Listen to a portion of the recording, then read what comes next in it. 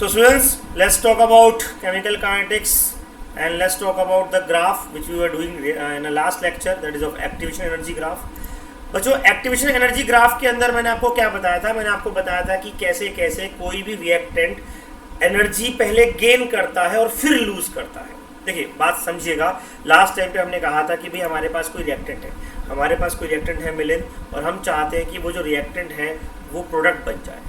अब अगर आपको रिएक्टेंट से प्रोडक्ट बनाना है, अगर आपको रिएक्टेंट से प्रोडक्ट बनाना है तो आप क्या करते हैं? सर रिएक्टेंट की एनर्जी, ये रिएक्टेंट है मान लीजिए, इसकी एनर्जी बहुत ज़्यादा है, इसे कम करा और प्रोडक्ट तक ले गए, प्रोडक्ट बन गया. As simple as it is, सीधे से प्रोडक्ट बना देंगे, कोई दिक्कत नहीं आनी चाहिए. लेकिन ऐसा होता नहीं है. भले ही रिएक्टेंट की एनर्जी ज़्यादा होती है, बावजूद इसके जो रिएक्टेंट होता है वो एकदम से प्रोडक्ट नहीं बनाता. क्यों नहीं बनाता? क्योंकि रिएक्टेंट की जो एनर्जी, खुद की एनर्जी उसकी यहाँ पर गिवन है. जो आप यहाँ देख पा रहे हो, ये जो रिएक्टेंट की एनर्जी यहाँ पर गिवन है, ये एनर्जी सफिशिएंट नहीं है. ये रिएक्टेंट की एनर्जी सफिशिएंट नहीं है प्रोडक्ट में बदलने के लिए. तो हमें क्या करना पड़ता है? रिएक्टेंट को पहले और एनर्जी देनी पड़ती है, एक्स्ट्रा एनर्जी देनी पड़ती है, ताकि वो इतना ऊपर चढ़ जाए कि उसके बाद वो जाकर प्रोडक्ट बनाए. तो ये वो जगह है जहाँ तक उसे पहुँचाना होता है, इस ऊपर वाली जगह तक, ताकि अनन्या वो क्या करे, अनन्या वो वहाँ तक जब पहुँचे तो वहाँ पहुँचने के बाद फिर वो प्रोडक्ट बनाए, फिर इस तरीके से यहाँ पर वो प्रोडक्ट बनने के लिए नीचे आए. So the energy of the reactant is higher than the energy of product. Reactant की एनर्जी प्रोडक्ट की एनर्जी से ज़्यादा है, रिएक्टेंट की एनर्जी प्रोडक्ट की एनर्जी से ज़्यादा है. बावजूद इसके रिएक्टेंट सीधा प्रोडक्ट नहीं बना पा रहा, उसको पहले हायर एनर्जी पर लेकर जाना है, तब जाके वो प्रोडक्ट बनाएगा. अब रिएक्टेंट की एनर्जी को हमने नाम दिया क्या? इसको हमने नाम दिया ER. प्रोडक्ट की एनर्जी को हमने नाम क्या दिया? प्रोडक्ट की एनर्जी को हमने नाम दिया EP. और जो एक्स्ट्रा एनर्जी चाहिए थी, जो एक्स्ट्रा एनर्जी चाहिए थी किसके लिए? रिएक्टेंट को प्रोडक्ट में चेंज करने के लिए, वो कहलाई क्या? Activation energy. एक्टिवेशन एनर्जी और रिएक्टेंट की एनर्जी, दोनों एनर्जी मिलकर बराबर बनती हैं किसके? थ्रेशोल्ड एनर्जी के. मिलकर बराबर बनती हैं किसके? थ्रेशोल्ड एनर्जी के. तो बच्चों इस तरीके से जब तक आप एनर्जी का बैरियर रिएक्टेंट से पार नहीं करवाओगे, जब तक रिएक्टेंट अपनी उस एनर्जी लेवल तक नहीं पहुंचेगा जहां से वो प्रोडक्ट में कन्वर्ट हो सके, तब तक वो प्रोडक्ट नहीं बनाएगा. जब वो अपने उस एनर्जी लेवल तक पहुंच जाएगा जहां पर जाकर वो प्रोडक्ट बना सके, तब वो कहलाता है, वो प्लेस या उस जगह पर वो रिएक्टेंट क्या कहलाता है? या तो कहलाता है इंटरमीडिएट या कहलाता है एक्टिवेटेड कॉम्प्लेक्स. क्या कहलाता है? इंटरमीडिएट या फिर एक्टिवेटेड कॉम्प्लेक्स. तो एक्टिवेटेड कॉम्प्लेक्स बनाने के लिए आपको एक्टिवेशन एनर्जी देनी पड़ती है.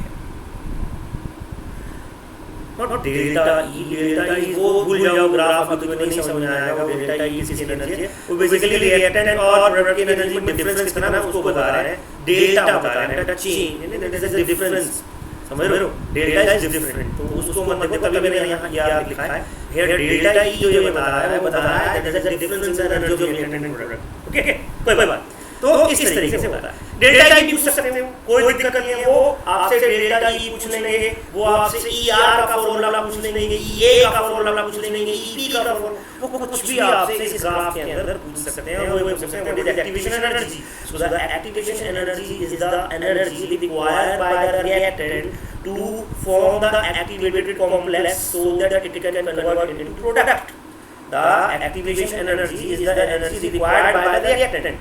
वो पूछते हैं what is threshold energy. So the threshold energy is the energy that is the minimum energy required, that is the minimum energy required so that the electron, sorry atom, reactant. अभी actually क्या है, वो state of atom structure पढ़ा रहा हूं 11th class में. तो बार-बार इलेक्ट्रॉन और एटम दिमाग में घूम रहे हो. आज क्वांटम मैकेनिकल मॉडल पढ़ाया था, and you will can imagine 11th class को क्वांटम मैकेनिकल मॉडल पढ़ाना मतलब कैन अंडरस्टैंड. ठीक है. खैर, तो ये क्या कहलाता है? ये क्या कहलाता है हमारे पास क्या? एक्टिवेशन एनर्जी का ग्राफ. और एक्टिवेशन एनर्जी के बारे में कुछ बोले यहाँ तक बात समझ आती है बच्चों? कोई डाउट इसके अंदर? ठीक.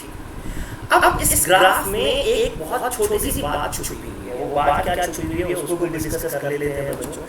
ये जो ग्राफ है ना, क्या मुझे आप बता सकते हो कि ये ग्राफ कौन सी थर्मोडायनामिकली कौन से टाइप की रिएक्शन है, मतलब कि मैं आपको चलो नाम बोल लेता हूँ सीधा सीधा, मतलब कि ये एक्सोथर्मिक रिएक्शन है या एंडोथर्मिक रिएक्शन है, कौन सी रिएक्शन है, आप क्या बोलोगे ये कौन सी रिएक्शन है, इस रिएक्शन इज एंडोथर्मिक, कैसे बोलोगे, ऐसे थोड़ी कुछ बोल दिया है ना अक्षर, ऐसे काम नहीं होता ना, मोदी और राहुल थोड़ी हैं हम लोग। चलो प्रधानमंत्री हैं, हमारे रिस्पेक्ट करनी चाहिए, और राहुल भी बड़ी पार्टी के एचओडी हैं, उनकी भी रिस्पेक्ट करनी चाहिए, हम दुनिया में सभी एचओडी की रिस्पेक्ट करते हैं, बट कुछ भी बोल देते हैं है ना, कोई कह रहा है एक्सो है, कोई कह रहा है एंडो, तो क्यों है sir, endothermic because energy is provided. अब ये एक बड़ा बात है कि सर एंडोथर्मिक में एनर्जी प्रोवाइड हुई है, नहीं ऐसा नहीं है मेरे भाई, एनर्जी तो मजे की बात क्या है, एक्सो हो या एंडो को दोनों में प्रोवाइड करनी पड़ेगी, आप दोनों में नहीं बचोगे, ये तो मजे की बात के लिए इसके अंदर। तो ये कौन सी रिएक्शन कैसे बताओ, हाँ जी anyone, this is the problem with you people, you don't apply the concept, you apply only rectification चलिए समझते हैं। देखिए इस ग्राफ के अंदर नहीं डेल्टा ई नेगेटिव मैंने दिया ही नहीं पर दिया ही नहीं है, इस ग्राफ के अंदर बेसिकली क्या है, इस ग्राफ के अंदर जो एक्टिव रिएक्टेंट की एनर्जी है वो ज़्यादा है इससे प्रोडक्ट से। आप सिर्फ इतनी सी बात देखो, मेरी बात सुनो, ये वाला एक्स्ट्रा एनर्जी देना पड़ा, ये जो एरिया है ये एक्स्ट्रा है, कायदे में इसकी जरूरत थी नहीं, वो तो प्रोडक्ट बनाना था इसलिए दिया, इतनी बात समझ में आती है। कायदे में कहानी किसके बीच में हो रही है, कहानी हो रही है सर, कहानी हो रही है किसके बीच में, कहानी हो रही है केवल और केवल इसके बीच में, रिएक्टेंट के बीच में और प्रोडक्ट के बीच में। अब रिएक्टेंट की एनर्जी ज्यादा, प्रोडक्ट की कम है, तो इसका मतलब जब रिएक्टेंट से प्रोडक्ट बना तो एनर्जी निकल गई ना, जब रिएक्टेंट से प्रोडक्ट बना एनर्जी रिलीज, एक्स्ट्रा एनर्जी निकल गई है ना, तभी तो प्रोडक्ट बना, तो ये एक्सोथर्मिक रिएक्शन है। लेकिन अगर मान लीजिए मैं कहता कि मेरे पास एंडोथर्मिक रिएक्शन होता तो ग्राफ कैसे बनता, अगर मेरे पास रिएक्शन है एंडोथर्मिक होती तो ग्राफ कैसे बनता, तो भैया उस ग्राफ को समझते हैं, आइए उसके बारे में भी बात कर लेते हैं। वो ग्राफ कुछ इस तरीके से बनेगी। एंडो और एक्सो के लिए आपके पास अलग अलग ग्राफ हैं। एक्सोथर्मिक रिएक्शन में ER is more than EP। Exothermic reaction में ER यहाँ से ग्राफ और इजी हो गया ना, समझ में आ रहा। ER अच्छा पोटेंशियल एनर्जी मत सोचना, खाली पोटेंशियल में मैं तुम्हारे को कंफ्यूज करना नहीं चाह रहा, तो ग्राफ मुझे ये वाला मिला है, ठीक है, तुम तो एनर्जी वाला खेलो, ये तो बहुत सारा पोटेंशियल एनर्जी कहां से आ गया, तो ये भाई से जो मिल्टन है जो भी है ये इन सोर्स से मिला था, इसलिए मैं ये ठीक है ना, तो मैं किसी बेचारे का सोर्स को छुपाना चाहता था, यहाँ से मुझे मिला था ग्राफ ये वाला मिला है, ठीक है जी। अच्छा तो और भी मिला, ये अच्छा लगा तो मैंने यहाँ पे दे दिया, तो पोटेंशियल एनर्जी ये बात है। तो भैया एक्सोथर्मिक रिएक्शन में ER will be more than EP, और उल्टा ग्राफ बना देंगे तो एंडो में क्या हो जाएगा, ER will be less than EP। लेकिन दोनों ही केस में प्रोडक्ट तभी बनेगा जब एक्टिवेटेड कॉम्प्लेक्स बनेगा, दोनों ही केस में प्रोडक्ट तभी बनेगा, आएगा वो ऊपर से ही नीचे, दोनों ही केस बस ऊपर से थोड़ा ज्यादा नीचे, ऊपर से थोड़ा कम नीचे आएगा, दोनों ही नीचे। तो एक्टिवेटेड कॉम्प्लेक्स तभी बनेगा जब ही प्रोडक्ट आपका बनने देते हैं। अगर एक्टिवेटेड कॉम्प्लेक्स नहीं बन रहा है तो भाई भूल जाओ कि प्रोडक्ट बनेगा। अगर एक्टिवेटेड कॉम्प्लेक्स नहीं बन रहा है तो भूल जाओ कि प्रोडक्ट बनेगा। एक्टिवेटेड कॉम्प्लेक्स बनाना बहुत जरूरी है। बोलिए आती है बात समझ, इसमें कोई डाउट किसी को? So this is what we call the graph for exothermic and endothermic reaction both. वो कहेंगे एग्जाम में क्या, draw the graph or explain with the help of graph what is the activation energy of exothermic reaction, and they can also ask you by the help of graph explain what is the activation energy of endothermic reaction. तो आपको दोनों reaction के अंदर बताना आना चाहिए कि क्या है ग्राफ। एक्टिवेशन एनर्जी दोनों में है, थ्रेशोल्ड दोनों की ER से ज्यादा है, और दोनों की EP EA से नीचे है। तो भैया दोनों रिएक्शन में आपको क्या करना पड़ेगा, जैसे यहाँ पर ये दे रखा है आपको, ये और वो दोनों के दोनों आपको ध्यान रखने पड़ेंगे। एक्सोथर्मिक और एंडोथर्मिक के अंदर EP माइनस ER नेगेटिव और पॉजिटिव कैसे कैसे होगा। तो बच्चों अर्नियस ने फिर एक इक्वेशन दिया किसके बारे में, टेम्परेचर के बारे में, रेट कांस्टेंट के बारे में। यानी कि अब हम क्या कह सकते हैं, now we are going to study about the relation between temperature and rate, order of reaction और रेट कांस्टेंट। क्योंकि ऑर्डर ऑफ रिएक्शन भी रेट कांस्टेंट का ही प्रॉपर्टी है। इन दोनों के रिलेशन के बारे में बात करते हैं। इसको मैं इस टॉपिक को मैं यहाँ क्यों पढ़ा रहा हूँ, क्योंकि यहाँ पर भी आपको क्या पढ़ना है, यहाँ पर भी आपको एक्टिवेशन एनर्जी के बारे में पढ़ना है। एक्टिवेशन एनर्जी से रिलेटेड है टेम्परेचर। देखिए किसी भी रिएक्शन के अंदर एक्टिवेशन एनर्जी, किसी भी चीज़ को एक्टिवेट करना है। अब कल मैंने एग्जांपल लिया था गुस्सा दिलवाना है, गुस्सा तो दिलवा नहीं सकते हम, ये तो कह नहीं सकते H2 तो गुस्सा दे रहा है, N2 गाली दे रहा है, चल चल उसको मार ले, नहीं है ना। तो हमें क्या करना पड़ेगा, टेम्परेचर बढ़ाना पड़ेगा। क्या करना पड़ेगा, टेम्परेचर बढ़ाना पड़ेगा। तो टेम्परेचर और एक्टिवेशन एनर्जी का आपस में एक रिलेशन है, वो क्या है, यहाँ पर K क्या है, K है यहाँ पर chemical reaction rate, K is the rate of reaction है यहाँ पर, और यहाँ पर रेट कांस्टेंट है बच्चों, रेट नहीं लिखोगे इसको, रेट कांस्टेंट लिखोगे, that is chemical reaction rate constant. ठीक है बच्चों। EA क्या है, where A is pre exponential factor. ये क्या होता है, मैथमेटिकल टर्म में अभी बात करेंगे। और E तो आपको पता ही एक्सपोनेंट होता है, जिसकी पावर है क्या, activation energy upon R by T, where R is gas constant and T is temperature.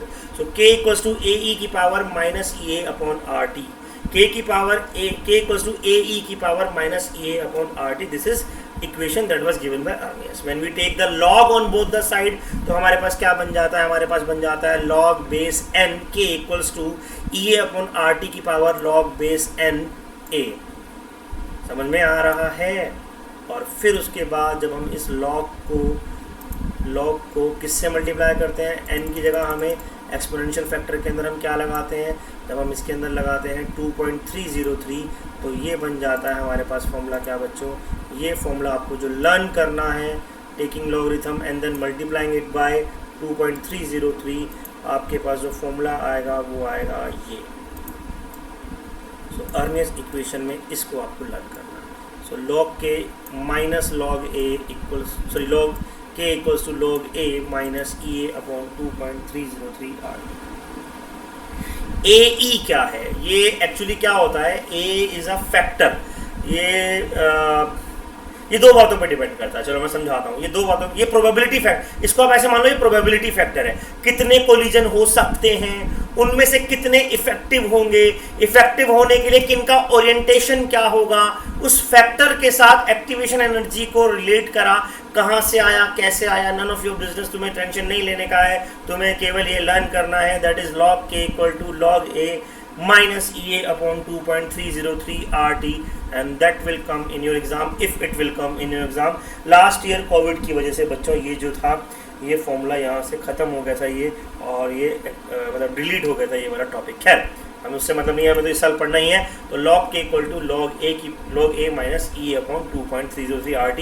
ये क्या है, एक्टिवेशन एनर्जी, टेम्परेचर और rate constant. Activation energy, temperature और रेट कॉन्स्टेंट K के बीच का रिलेशन है। ठीक है जी, फॉर्मूला समझ में आ गया, फॉर्मूला बात कर ली, फॉर्मूला क्या होता है ये समझ में आ गया। देखो जब यहाँ पर AE लिखा है और जब हमने यहाँ लॉग ले लिया तो प्रोबेबिलिटी सब खत्म हो गई, इंटीग्रेट कर दिया उसको, और हमारे पास वो AE कुछ नहीं बचा। ठीक है, तो हमारे पास केवल क्या बचा, यहाँ पर A बचा। ठीक, तो इसको हम क्या बोलते हैं, प्रोबेबिलिटी फैक्टर बोल देते हैं। ठीक है बच्चों, अब इस फॉर्मूले में हमने K लिया। मान लो मेरे पास एक रिएक्शन है, A गिव्स प्रोडक्ट, या let's say R gives product, और ये रिएक्शन हो रही है, असल में हमें यहाँ पहुँचना है जहाँ मैं पढ़ाने वाला हूँ। R गिव्स प्रोडक्ट, और हमारी ये रिएक्शन हो रही है टेम्परेचर T1 पे। अब इस रिएक्शन का टेम्परेचर मैंने क्या कर दिया, इस रिएक्शन का टेम्परेचर मैंने T2 कर दिया। तो T1 से T2 करने पर एक्टिवेशन एनर्जी पर कोई फर्क पड़ेगा या नहीं, ये बताओ। तो मुझे बस ये बताओ, T1 से T2 करने पर एक्टिवेशन एनर्जी पे कोई फर्क पड़ेगा या नहीं, बोलो बोलो।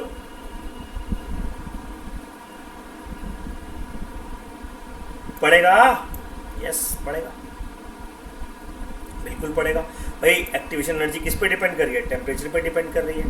For a given reaction A R gives P, for a given reaction R gives P, जब हम टेम्परेचर T1 से T2 करते हैं तो हमारा जो K है वो भी K1 से K2 हो जाएगा, क्योंकि K डिपेंड्स अपॉन टेम्परेचर, क्योंकि K डिपेंड्स अपॉन टेम्परेचर।